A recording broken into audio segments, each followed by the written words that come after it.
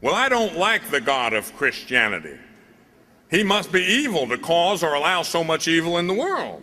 So why should I join his church? I've heard that before, many times. People look around, maybe they have a traumatic experience in life. Perhaps their husband or their wife dies young, gets killed in an automobile accident, you know, and they could turn bitter.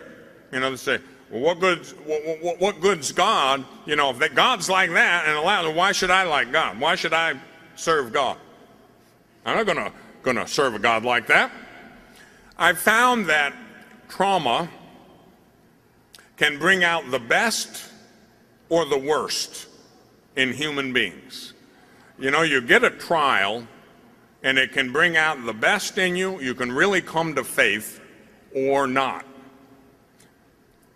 When I first came home from the Army, 1970, toward the end of that year, within a year or so, my little sister was killed in an automobile accident with some of her friends.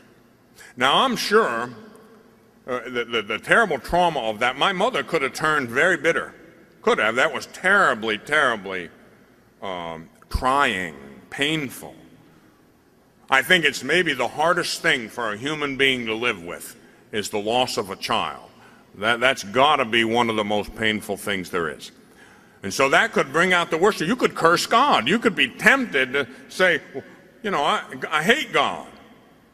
God took away my child. You could do that. You could be tempted. People do that, you know. I've met them. Or you could humbly accept God's will and say, I don't understand this, but God knows what's best. And you can be brought to deeper, deeper faith. You see, it all comes back to humility.